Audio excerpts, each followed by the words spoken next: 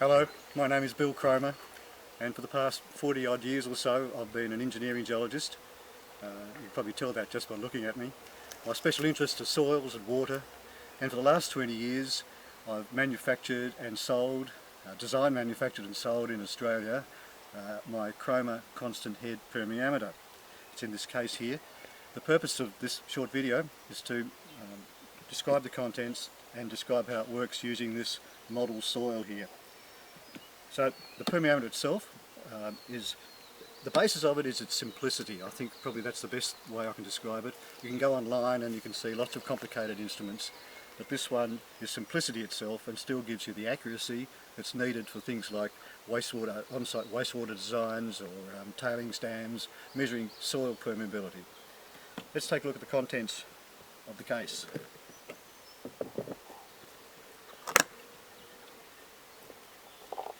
First thing I should say is that you should take special note of the fairly detailed instruction manual which comes with the instrument.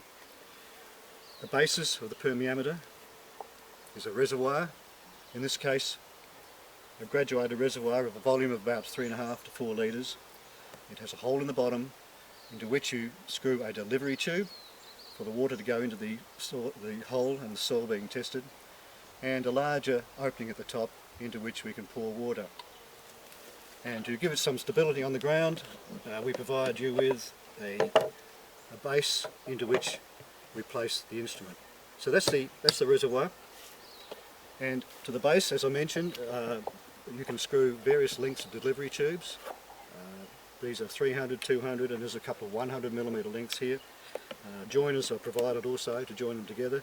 So the overall length of the delivery tubes, perhaps about 1 metre or more. So they go into the base of the instrument. In some cases the test hole that's being dug may be in loose soil and the soil might collapse, and so we provide you with some slotted PVC screens which would allow the water to go out into the formation but stop the formation from collapsing in on itself. And these are screwed together, heavy duty PVC. To do the test also you'll need some fittings and some thread tape, and this little case here provides all of those. The spare bungs to go in the instrument.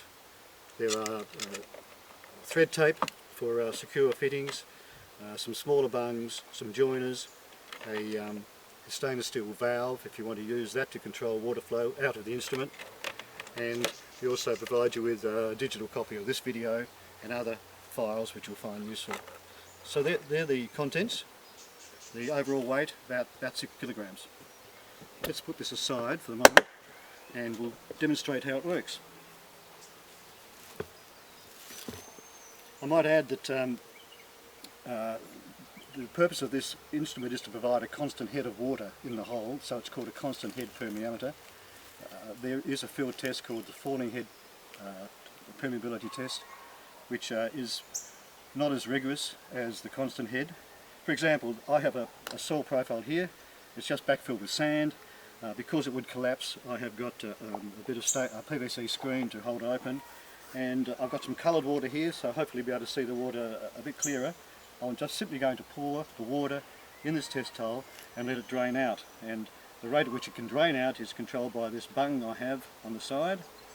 So let's just fill this up and simulate a falling head test.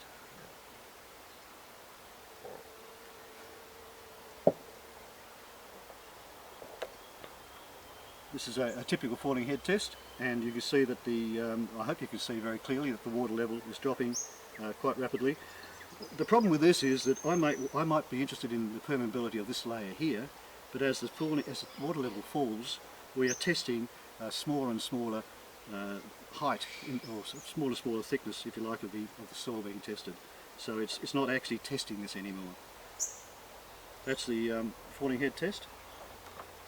Let's try setting up our instrument for a constant head test, and we'll use some coloured water as well, but prior to that I shall screw into the base of the instrument a small delivery tube. I'm using white thread tape. I've used about 6 to 8 turns of the thread tape to secure a nice airtight fit. Please don't use instruments or tools to tighten this, it's simply hand tight, but with thread tape. And to stop water coming out, I've used one of these small rubber bungs to hold it. Jono, would you please provide me with some water? Thank you very much. Probably 2/3 full, 3/4 full. Thank you kindly. And would you also, Jono, please put some food colouring to colour this water up, say 3 drops in there.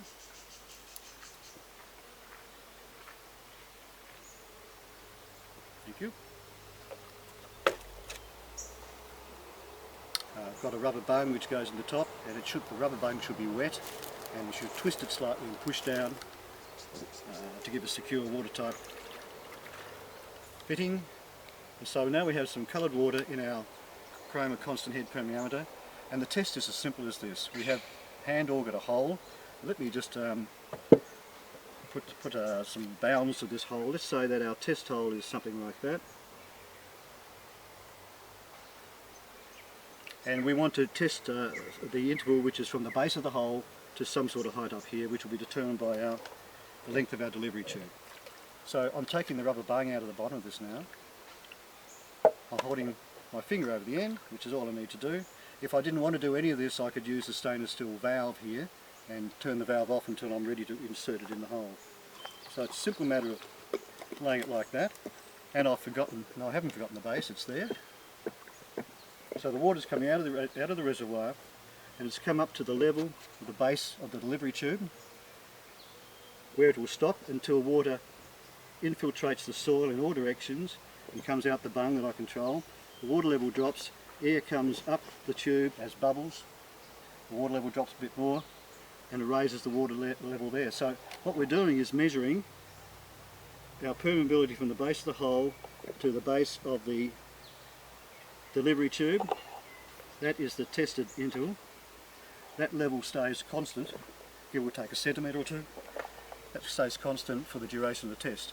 And the test simply is noting times and volumes off the scale of the reservoir.